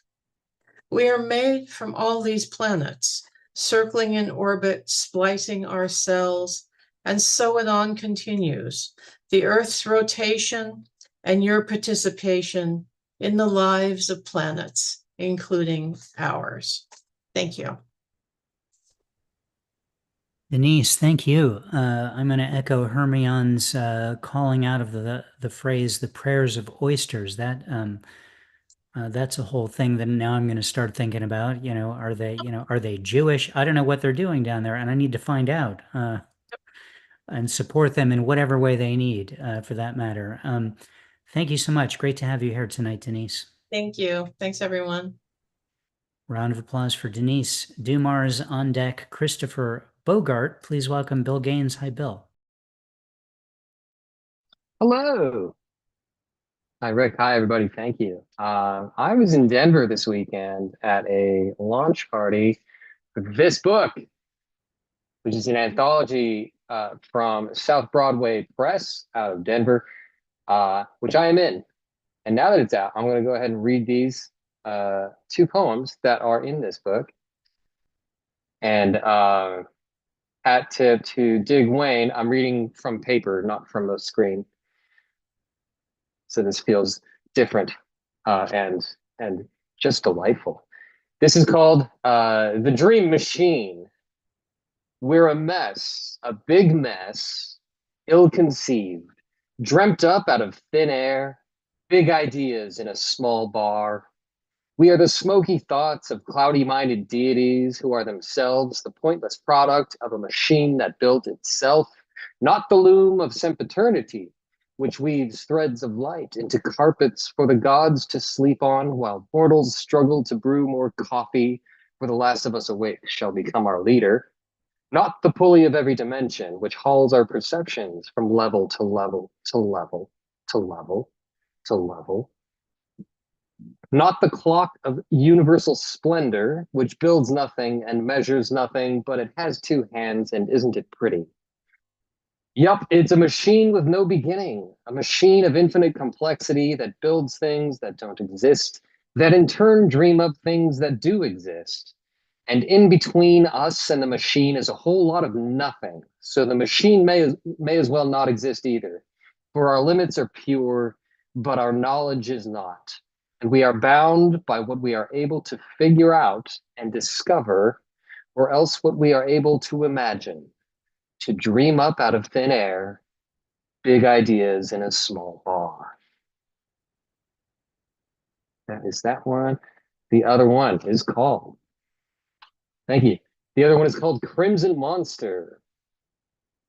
A coffee shop Jesus, walking tall, walking straight with his human eyes on the human doorway, steps out into the loving morning sun, crosses the street, walks a few blocks down the road, and just like that, he's gone. Don't worry, Earthlings, don't be afraid. We expect to be moving shortly. A gentle rocking has lulled me to sleep, and a less gentle rocking has reawakened me, only I'm different. I'm a five-headed crimson monster now.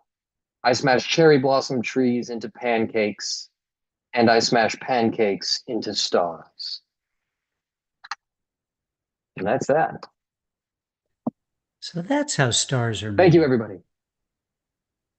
Yeah, Bill, thank you. Yes. Congrats on getting poems in that anthology. Very cool to travel to Denver to help celebrate it, and I assume get to read from it as well. I always feel like a rock star if I ever go somewhere to read poetry, especially out of town. That's awesome. Well done. It's pretty wild to go somewhere for an in-person reading. An in-person reading feels pretty wild these days. Those in general, but treat. especially when you travel, that's a whole other thing. That's rock star, the stuff of rock stars. Yes, it was a delight. I had a good time. I also got to meet in person former Cobalt featured reader Bree Bailey. I don't know if anybody remembers her from last fall. She was there because she's also in the book. It's a great book. It's I'm not even done reading it because I've just been drinking in everybody else's weird and gorgeous and revolutionary poetry. This is a great book. So I'll throw a link in the chat, somebody for Richard Please, and for please everybody, I do. guess. It sounded like there, you were about to say, I'm not finished reading it yet because I've been drinking, period. But you continued on and we got it. The way I So read a poetry book is for every poem I read, I take a shot of whiskey, and it takes so long to get through it's a a book. fun game. They'd love you in Scotland, by the way, and a lot of places in the world. Bill, thank you so much for being here. Thank you all. Round of applause for Bill Gaines. On deck, Jennifer Elise Wang. Please welcome Christopher Bogart. Hi, Christopher. Hi. I have a question, Rick. Isn't shellfish non-kosher? Yes, but I wasn't going to eat the oysters. I was just going to discuss their religion with them. Oh, okay. All right. Thank you. I asked Rick whether I could make an announcement. I'm working with a Ukrainian poet who's living in Kyiv at present on a new anthology of poetry. I'm going to show you this is not the final cover, but it's something like where we're going. And what it's about, it's got a tentative title called Within and Without. As you can notice, it's in both languages because everything is going to be in both languages, in English and in Ukrainian. And what it's going to be about is the within part is us and the problem we're having with our own government. Without part is Ukraine and its problem with its neighbor. So this is going to be open to anybody who wishes to participate in this by offering a poem or two.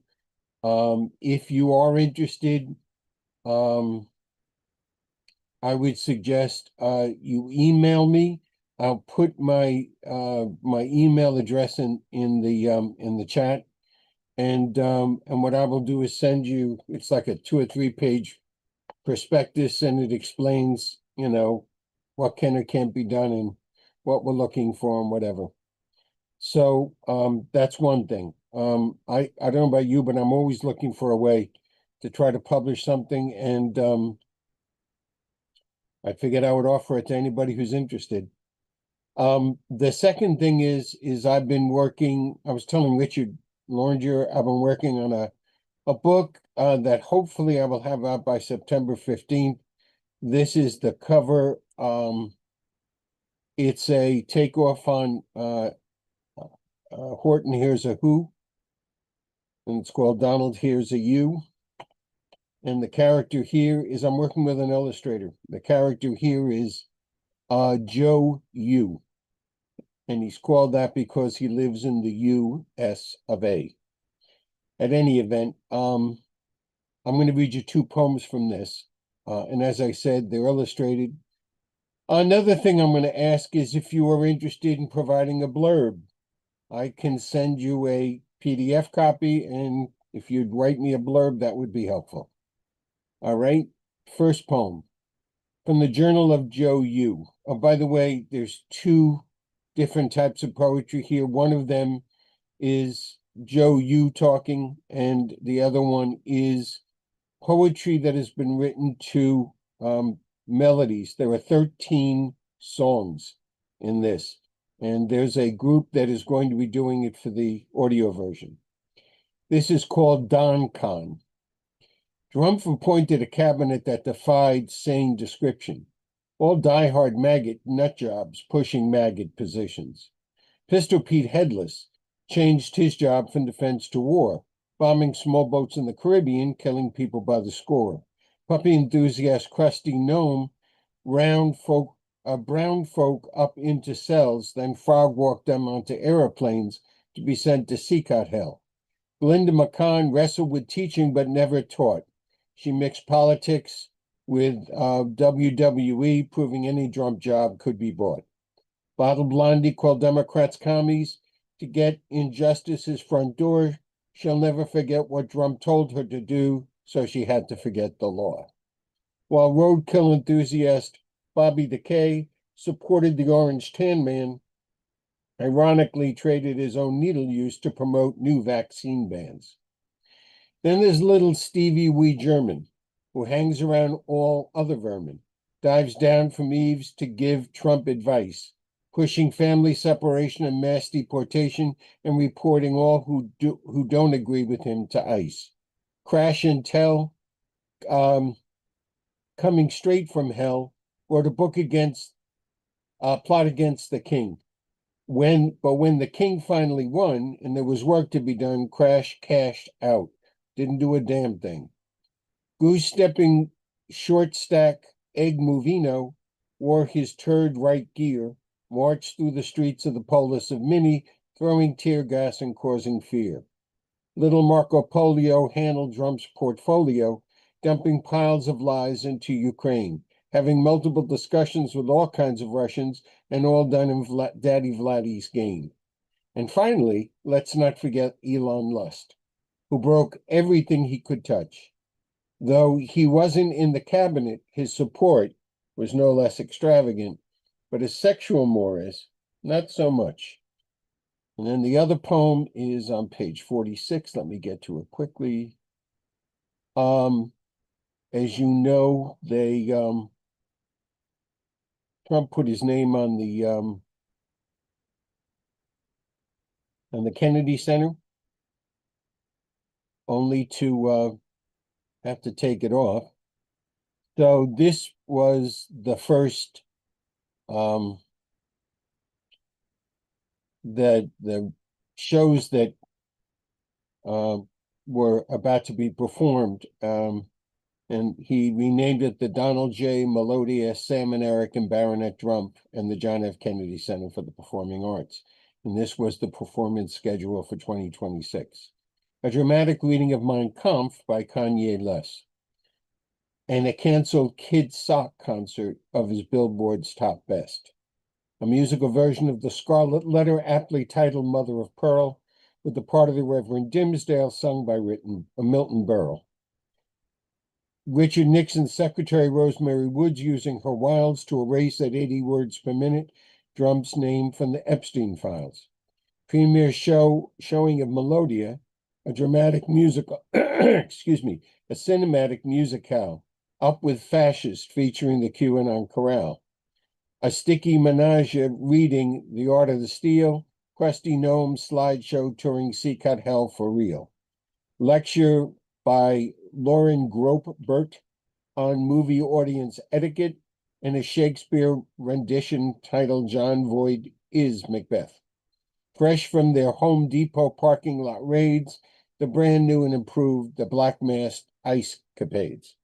And for maggot-loving music lovers who like their songs brash, not trans, there are the arias of Mozart as sung by Roseanne. And finally, for fans who liked Entertainment Somewhat Susical, there is the maggot fan favorite, Charles in Charge, the musical. So now citizens of you are left to ponder a new thing. Does he believe he's King Don, or does he believe he's Don King? And then as you notice, it was canceled. Thank you. It's a good turnout for that lineup, Christopher. Thank you so much for that and for all the work, which I believe to be the good fight that you are doing.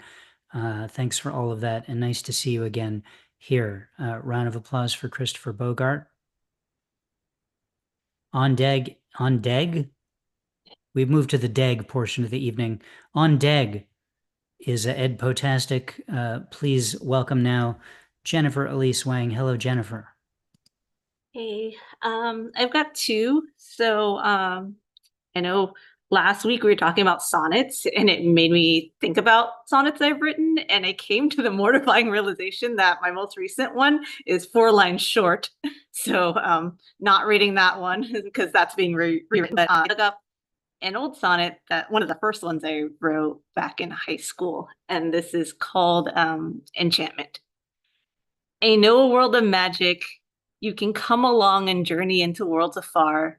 Be silent, hear the distant beating drum of noble knights who seek a fallen star. Go back to when the truth was same as lore, to lands where there be dragons full of might. Encounter goblins, sail to foreign shores, find dwarves and imps and fae of dark and light, and rescue elven maids with locks of gold. Heroic tasks you'll do for Mab the Queen, Morgana's sorcery you shall behold. In forest you'll find the man in green. Like unicorns, this world can eyes perceive, if minds possess the power to believe.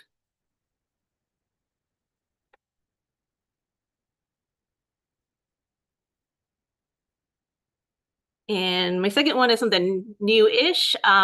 It was written in response to a call by former Cobalt feature Alex Johnson, aka Candy Fontaine. There was a call for Judas Priest-inspired poetry, and I'm a big fan of Rob Halford, so this is my tribute to him and how he's influenced all sorts of people. This is Misfit Metalhead Prayer. Dear Metal God, our hard rock father, leather daddy in looks, cat daddy in your heart, take us into your flock of black sheep, a fandom as broad as your range, from the little Japanese girls who want to scream and make their pigtails swing with every headbang, to the BMX rider with the secret, fearing not the pain from a failed front flip, but the hurt of rejection and 3-letter slurs. Like the orphan kittens you named at the shelter, we cannot find a home with you always on the highway, but through thunderous guitars and flashing stage lights, you will lead us to a place we belong. Cool, Jennifer. Good work tonight. Glad to hear a mention of Alex. He's doing a lot of good work out there, and count your lines if you're trying to do a sonnet. That's all. It's famously 14 lines, I think. But I also firmly believe that you're allowed to break the rules if you know what they are and you're doing it intentionally. So, whatever you want, honestly. Round of applause for Jennifer Elise Wang. Thank you, Jennifer. On deck, Dig Wayne. Please welcome Ed Potastic. Hello, Ed. Hello, our wonderful hosts. They love the most to go coast to coast. And may I say our wonderful feature did a phenomenal job. Thank you so much, Terry. Hello, everyone. My name is Ed Potastic. I'm feeling fantastic. Please, it's time to join my rhyme. Follow Sublime. I got 2 pieces, so I won't take too much time. My first piece is called Golden Suns. My unique umbrellas in the rain, or my medicine growing through pain. I wish I could share more time. Life loves to kick us all in the behind. I wish I could make more memories, cover gems in this pale fantasy. I wish I could give them a clean bill of health, little extra life under their belts. I wish I could see them once more, instead of banging on heaven's door. They were the graceful dead, but I haven't forgotten what they said. They accept their unforeseen fate. That's what made them so great. I hang on to their fragments of virtue, knowledge sticking to us like glue. They may be gone from history, but they're stepping stones in our reality. They were as human can be, offering support and love, which is the key. They are such marvelous souls, brighter than any diamonds and gold. Thank you. And my other one's called The Pen of the Dead. I honor the memory of the mute, not the starving for attention looking cute. I honor the memory of the dead, who made earth their untimely bed. If you stop and listen in your ear, you can hear them live on and have no fear. Their words echo in your bones. The poems whisper from the tombstones. They write and write, fascinating train. They took in strife with agonizing pain. Their blood and tears mixed with ink, causing our eyes to expand and shrink. The right to keep their image alive, no matter how to push or fuel the drive. Please breathe and close your eyes. Do you feel their presence quickly rise? Does it feel like a full moon or sunrise, go right till your words touch the skies. You have the virtue inside your pen. Don't let their sacrifice reach an end. I know the fissure in your open chest, but put them to rest by making their words your nest. Thank you. Ed, thank you so much for your work, your rhymes, your appreciation of other people. Always good to have you here. Thanks for being here. Round of applause for Ed. Poe-tastic. I've got two more people before me to close out the open. Dig Wayne, then Michael G. Hickey, and me. If I missed anyone, now's your last chance to get added. There you go. Michael, you're on deck. Please welcome now Dig Wayne. Hello, Dig. Hello, Rick. Hello, everybody. Yeah, Bill Gaines. Yeah, it's freeing to read off the paper. So, yeah, I just want to address what you said, Rick. I had a wonderful experience recently. I got invited to New York City to read at the Hunter S. Thompson Gonzo Fest. So you're saying, to get invited it was very exciting to go there and, read at the Ginsberg at the Howell Gallery. So yeah, it was such a privilege, and I do have a book out. It might read backwards there. I don't know. I'm always embarrassed to kind of self-promote, but I do have a book out. I will try to put the link to buy it in the chat. Not something I normally do, but I'll try to figure that out and see how that works. I'm going to read a couple of poems from this book. This one's called "Privilege of Secrets." Swaddled effigies dying of cradle cap, crying for fire, cozy up to history. The privilege of secrets. Swaddled effigies dying of cradle cap, crying for fire, cozy up to history. Breast-fed, shrunken heads with eyes stitched shut, seeing everything and nothing more to say. Masters of silence cling to pleasure without meaning, furiously holding up their fist to question. Whispering floorboards pay a duty to headless nails, sleeping in pockets of cast iron pinafores.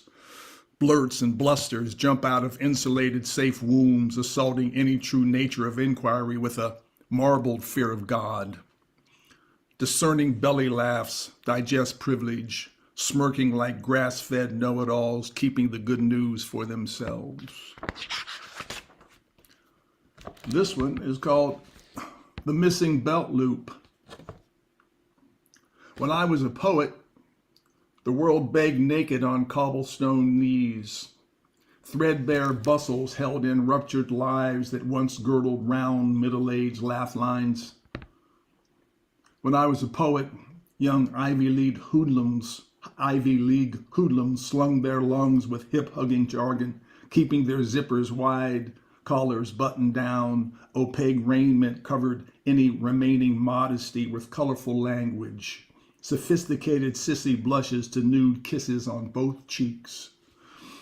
When I was a poet, cable access giants pulled up talented pants pockets, worn, tattered from fly to cuff, underoos peeked over the rainbow donut waistline, leaving life-size cardboard bowling champions stranded in spare bedrooms in New Brunswick, New Jersey. When I was a poet, high-water spandex contraband was responsible for knocking the wind out of teenage pregnancy announcements far and wide. Belt rationing took a high toll on crossing decaying suspension bridges, exacerbating the infidelity of sartorial infrastructure. When I was a poet, blessings came one at a time. Shout down the clouds. It ain't cheap. Dig, you are a blessing for being here. Congrats on your new book. It's I've seen some stuff that you've posted online, and it's really cool. Not just words, but visuals as well. Where can people get it? Is Hermione just posted a link in Lulu? Is that the best place to go to get it? Lulu? Lulu.com? I don't know. It's kind of like, I'll put it in the chat. It's Mystic Boxing Commission. It's It's the Sparring with Beatnik Ghost Yes. People. Yeah. Yes. It's Daniel Yaryan. I'll try to find the link and put it in the chat. Like I say, I'm not really good at that, but I'll put it in there. And it's a coffee table book. There is no kind of soft covers. It's a hard coffee table book, with a lot of images and poems, and it's hard. That's great. So it can be used as a protection device as well. It can be. It can be used as a coaster. So I mean, so can soft covers, really. But it's yeah. You could wipe this down with a damp paper towel and it'd be as good as new. Sure. Congrats, Dig. Thanks for being here. Hope your trip to New York was great to read from it, and hope it does well for you. Thank you. And round of applause for Dig Wayne. Thanks. All right, on deck is me to close out the open. Please welcome Michael G. Hickey. Hello, Michael. Hello, Rick. Looking forward to your book, Dig. I just ordered it. Okay, I've got two poems. One is my own, and it's kind of a process poem, and then the other one is a very short cover. This is called Untitled. Said the poetry writing professor to the poetry writing students, poems need titles. Good titles, too. If it's a poem about your dog fetching a stick, don't name it My Dog, name it My Stick. Like lingerie, leave something to the imagination. Edgar Allan Poe noted, if poetry hasn't ripped apart your soul, you haven't experienced poetry. Well, class, anything capable of ripping apart your soul deserves a damn name. Would you have a baby and not give it a name? Would you adopt a pet and call it dog or cat? And doesn't it need a moniker of some kind, an appellation, an alias, nomenclature from the legislature, or at least a childhood nickname? You may remember those nameless, brooding cowboys in spaghetti westerns, or perhaps the 1972 soft rock hit, A Horse with No Name. Well, friends, your horse needs a damn name. And in my opinion, so do all those sweaty cowboys. Think of your poem as a living, breathing, evolving splash of space glitter on the page. Space glitter deserves a title. And if your poem calls you drunk as hell at 3 o'clock in the morning, you drag from the county jail, you drag your ass up out of bed, you swing by the ATM, and you bail your poem out of jail, because that's exactly what your poem will do for you if you just give it a name, if you just give it a chance to love you the way you deserve to be loved and the way it deserves to be loved too. Thank you. And the second poem is a real short piece. It's my favorite poem in the world. It's written by a 6-year-old girl named Emma. And it's kind of the way I feel. I hope this isn't too schmaltzy, but it's kind of the way I feel about Cobalt. It's called What is Love? Love is when you're missing some of your teeth, but you're not afraid to smile, because you know your friends will still love you, even though some of you is missing. Thanks, everybody. We love you and your teeth too, Michael. Thank you for bringing them with you tonight. Great poems. That first one was a lot of fun. Appreciate it. Thank you, Rick. Thanks, everybody. Round of applause for Michael G. Hickey. He loves us. I'm going to close out the open with a poem from High Moose Alert, my most recent book, which I won't be able to say next week because I've got a new one coming out next week called Begin the Baguette, which is the first of 5 that are coming out over the course of the year, that are compiling the last 7 years worth of Torah portion poems that I've written. You can, it's available to order now if you're interested on all the places online, and you can check it out on my website, poetrysuperhighway.com or jewishpoetry.net. It's got a really colorful cover, so, you've got that going on. This, however, is from High Moose Alert. This, towards the end of our trip in Alaska, we were stationed in Denali, and a whole lot of this trip to Alaska was kind of based around the idea that we wanted to see a lot of animals, bears, moose, and things like that. And so this was well into the trip, towards the end of it. And we went on a tundra wilderness tour in Denali. We were on basically a nice school bus for several hours going from the lodge deep into Denali with a tour guide who was telling us all about everything we were looking at. This is called Tundra Wilderness Tour. Rule number 1, never feed or approach wildlife. The driver has no idea what we'll see today. What we do see is for our eyes and our camera lenses only. Brian, the guide, has been giving tours for 19 years. The Ninana River is the boundary of the park. There are no fish in this part of the river, so if you see anyone fishing, they're not from around here, and they're going to be there for a while. We're on the only ride in and out of the park. Mile 43 is our destination. The animals don't pay attention to the sounds of the buses, otherwise us humans should shut the hell up. This is the second highest road in Alaska. Beautiful time for the wildflowers, Brian says. Addie nods. The park exists to protect the Dall sheep, among other reasons which have come along over the years. We're 70 miles from Mount Denali when it comes into view. We have joined the 30% club. All humans are drawn to high places, even if they scare the bejesus out of us, Brian says. We stopped to let a family of Alaskan willow ptarmigan, the Alaska state bird, cross the road. Mom, dad, and stubborn babies who aren't sure what this weird river road is. Have you ever heard a ptarmigan go to the bathroom? No, because the P is silent. That's probably would be funny if you knew that the word ptarmigan begins with P.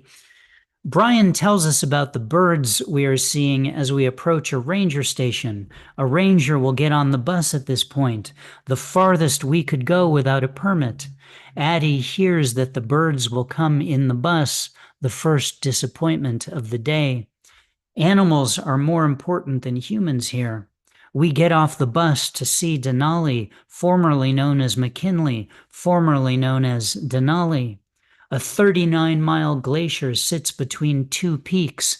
I could crush it with my fingers, but it's bigger than everything I've seen. We're approaching the Sanctuary River. The last river was the Savage River. The Eskimo potato is not actually a potato. The grizzly bears don't care. Never run from a bear. It's a test to see if you are something to eat. You do not want to pass this test. If a moose charges you, you run. If you see both a bear and a moose, Brian has no idea what you should do. We stop at the city of restrooms next to the Teklanika River. When we cross the Teklanika Bridge, things are going to change for us. We hear from another driver there's some bear scat on the road. The only cat out here is the lynx. We pass the bear scat exactly in the middle of the road. More bear scat. The bears are punking us. A woman yells moose, but it's just a bush. We see a cheese pizza, which is what they call the ground squirrels the bears eat that have about as many calories as a medium cheese pizza.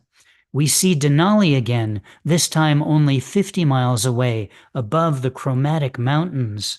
A grizzly bear is seen, but not with my eyes, so small, so far away. I don't want to be the boy who cried moose. Final stop, an hour back to the chalet. I'm hoping for a moose timber surprise. This would be funnier if it was one of the months that ended in Ember and not June. Brian's giving us a free book. I'd rather have a free moose. The drivers have a series of hand signs to indicate to each other what animals they've passed. This would be an excellent job for Addie. Back on paved road, my dreams of moose smoothed over. We get a consolation caribou towards the end. There are more moose in the metropolitan Anchorage area than in Denali. Now they tell us. We're getting back into civilization and cell phones will start working. Brian tells us soon we'll hear the ringing and the binging and the dinging. Addie wants blueberries now. She's going full bear. There you go. That's a long poem about how we didn't see bear or moose almost at all on this entire trip. Still hurts.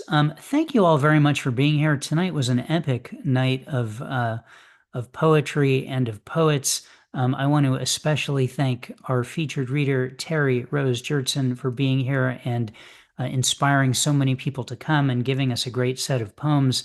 There's the stuff I pasted earlier. You can tip her via PayPal or Cash App.